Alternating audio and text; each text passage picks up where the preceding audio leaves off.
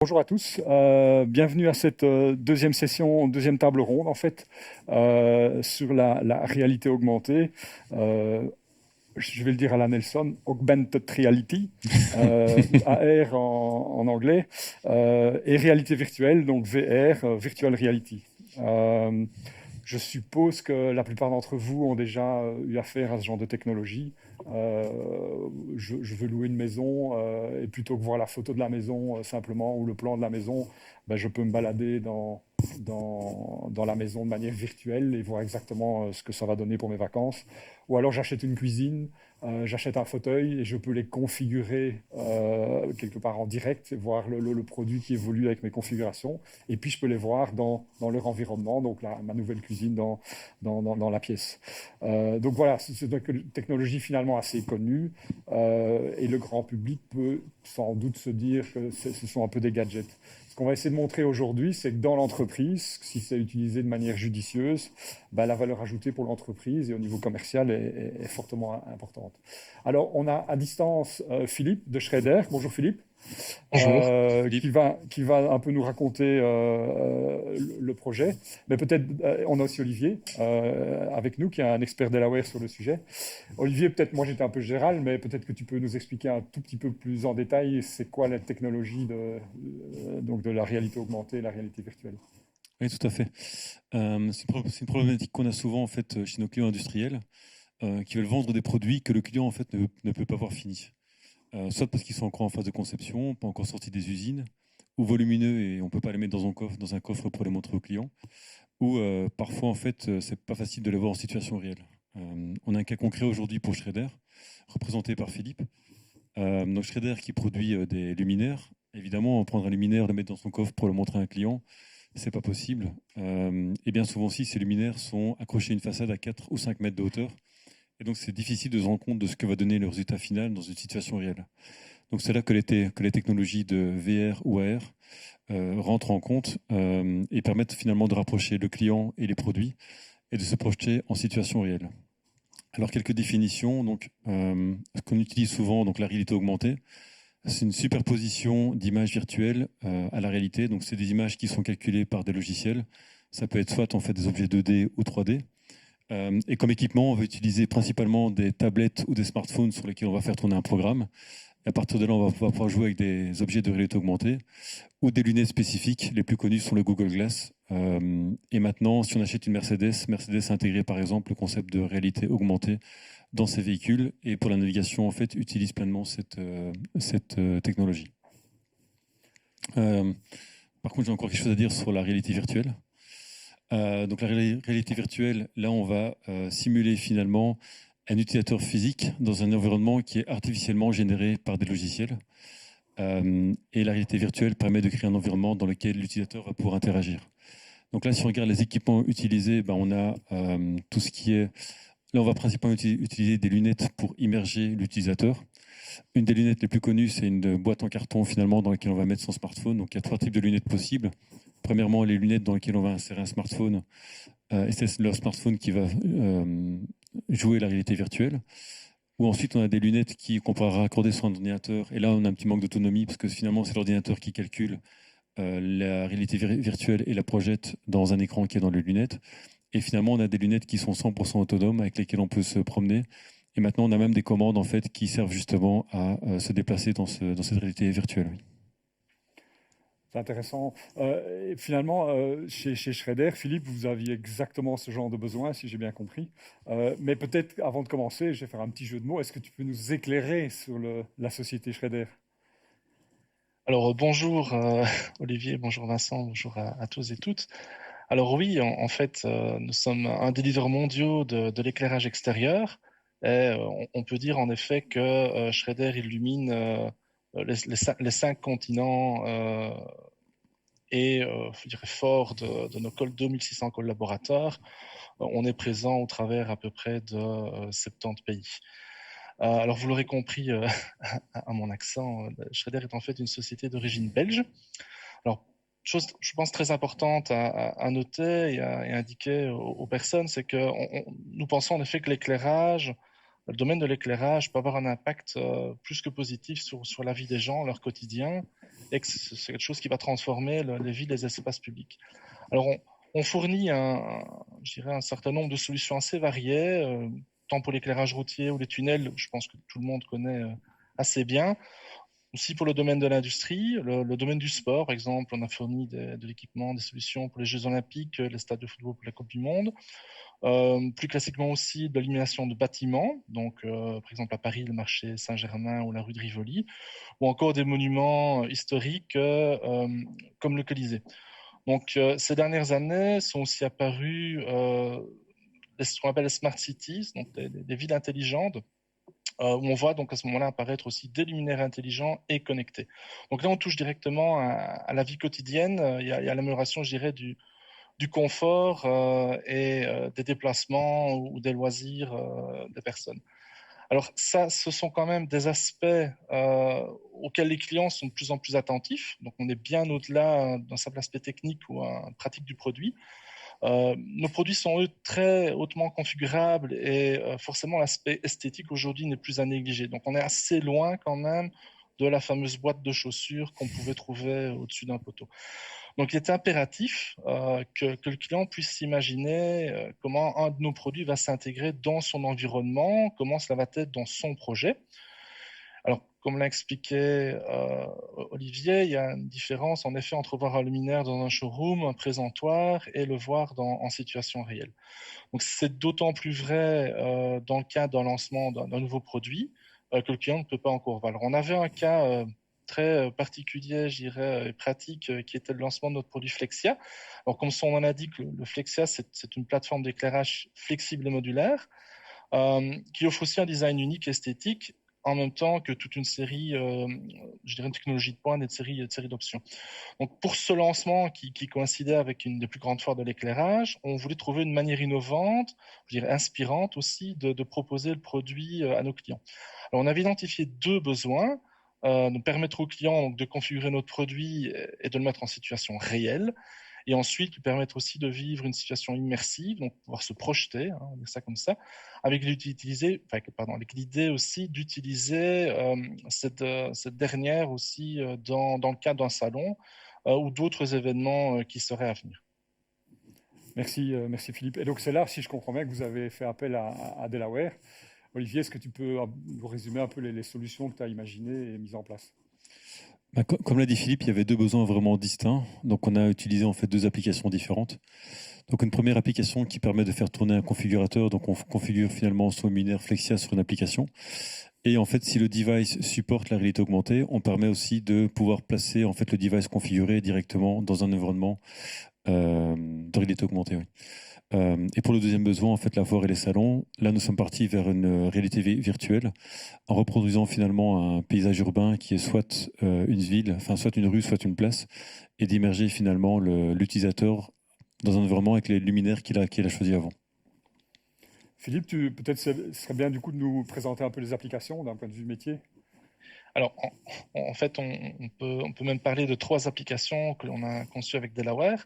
Alors, pour vous aider un petit peu à comprendre de quoi il s'agit, ça peut paraître un peu abstrait, j'ai quelques captures d'écran à vous proposer, ainsi que deux vidéos pour un petit peu vous expliquer en quoi cela consiste exactement. Alors, pour la premier projet qui utilise la réalité augmentée, en fait, nous avons proposé donc deux applications. La première application, qui est Schrader Visualim 3D, que vous voyez sur la capture d'écran ici, sur la partie supérieure, permet en fait de montrer cet aspect modulaire. On peut à ce moment-là, je dirais, combiner de toute la manière possible le luminaire en utilisant un configurateur visuel. Donc, faut pas oublier que le public cible est aussi composé d'architectes et de designers lumière qui eux sont très intéressés par l'aspect esthétique. En plus que savoir ce que la modularité peuvent leur apporter dans leur projet. Donc ensuite, au travers, je dirais, de la deuxième application, Schrader Visualim AR, là on est vraiment dans la réalité augmentée. On permet à nos clients à ce moment-là de visualiser les produits configurés dans l'environnement réel. Olivier, tu peux peut-être nous parler de la réalisation de ces applications?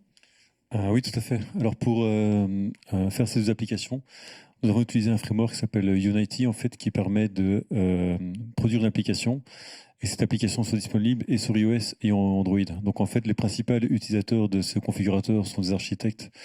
Et donc ce sont des gens qui n'ont pas forcément des appareils de réalité augmentée. Donc il fallait pouvoir s'adapter à leur device. Et ce qu'on a fait aussi, c'est qu'on s'est basé sur une base de données d'objets 3D que Shredder avait déjà. Donc Shredder avait déjà produit un configurateur, avait déjà ces objets 3D qui étaient produits pour AutoCAD chez eux. Et le but, c'était de les prendre, de les transformer et de les mettre dans l'application. Oui. D'accord. Merci Olivier. Et Philippe, peut-être on peut passer du coup à la seconde application. Oui, donc tout à fait. Donc dans le cadre de la, je dirais, du deuxième besoin, deuxième projet, nous voulions créer une expérience immersive en utilisant la réalité virtuelle et montrer à nos clients comment le Flexia pouvait être mis en évidence dans leur ville et surtout montrer le caractère de leur ville. Donc pouvoir à ce moment-là se permettre simplement se projeter dans une place, dans une rue et visualiser la configuration du luminaire.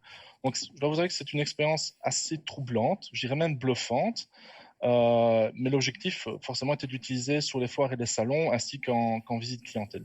Alors moi, je vous propose de voir peut-être deux petites vidéos assez courtes qui vont un petit peu résumer, je dirais, les trois applications, que vous puissiez un petit peu vous rendre compte de quoi on parle réellement.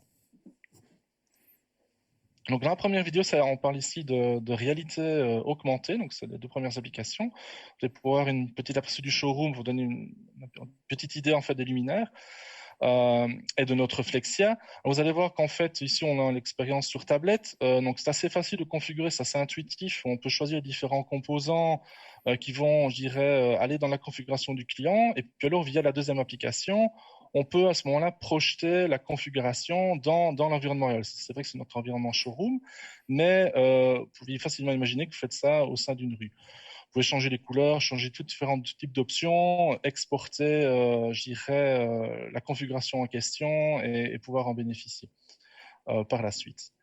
Dans la deuxième vidéo, là, on parle de réalité virtuelle. Donc en fait ici, c'est ce qu'a expliqué Olivier. Donc on est avec un casque, je dirais, autonome. Voilà, donc ici la personne va s'équiper d'un casque, ainsi que deux manettes qui vont permettre de manipuler l'expérience. Donc là, c'est une immersion totale. Donc voilà, ça c'est ce que vous voyez véritablement à partir du moment où vous utilisez le casque. Donc vous pouvez vous déplacer aussi, pas seulement simplement tourner sous le mais vraiment vous déplacer dans la rue. Vous entendez aussi le bruit, donc on entend le bruit des fontaines. Alors ce qu'on a aussi fait au niveau de l'application, c'est qu'on a permis à l'utilisateur de pouvoir passer d'une place, passer également d'une rue ou simplement changer aussi la configuration et les options. Voilà, donc ça permet, je vais vous donner un petit aperçu des trois applications que l'on a réalisées avec Delaware dans le cadre de la réalité augmentée, réalité virtuelle. Merci Philippe. Donc on voit que ces applications sont utilisées aujourd'hui, donc depuis déjà quelques temps chez Schrader. Olivier, pardon, quels ont été les challenges en fait pour développer ces solutions? Alors un premier challenge que nous avions, c'était une contrainte de temps. Donc nous étions en octobre quand nous étions encore en train de discuter d'une phase de prévente en fait pour ces projets et des compatibilités, des objets 3D, comment on allait, quelle technologie employer. Et le salon avait lieu en mars en fait. Donc on avait finalement 3 ou 4 mois pour faire la création de l'application, les designs, le développement de l'application, la phase de testing et avoir un produit fini en fait qui puisse être livré et utilisé pendant les salons. Donc une des premières contraintes, une forte contrainte, c'était celle-là. Challenge plutôt, pas contrainte. Et le deuxième challenge qu'on a eu finalement, c'était la réutilisation d'objets 3D que Shredder avait, qui étaient produits sous format CAD et qu'on devait en fait intégrer dans notre application et les rendre compatibles. Donc pour ça, on a trouvé un petit logiciel qui permet de transformer les objets 3D et les envoyer en fait dans notre application. Mais ça, c'était le deuxième challenge qu'on a rencontré. Et peut-être pour terminer, Philippe, vous utilisez donc ces applications maintenant depuis quelques temps. Quels sont un peu les retours d'expérience et comment tu vois le futur?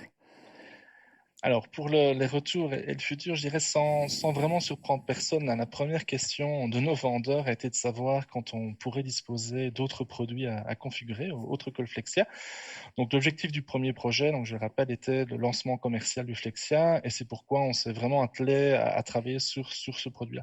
Donc maintenant, ce qu'on fait avec Delaware, c'est qu'on travaille sur une version plus dynamique. Ça va permettre en fait d'alimenter le portfolio de produits dans l'application, qui est Shredder Volume 3D. Donc, on souhaite aussi pouvoir connecter l'outil à notre configurateur de produits interne, pour tout ce qui est calcul de prix, établissement d'offres, mais aussi améliorer le rendu. Donc, vous aviez un bel aperçu aussi dans la vidéo, améliorer le rendu en tenant compte, par exemple, de performances photométriques, donc ce qu'on appelle la distribution lumineuse, par exemple, de nos produits, de nos appareils. On voit aussi l'utilité de proposer ce genre d'outils, je crois que c'était un des thèmes abordés par Nelson tout à l'heure, qui était en temps de Covid.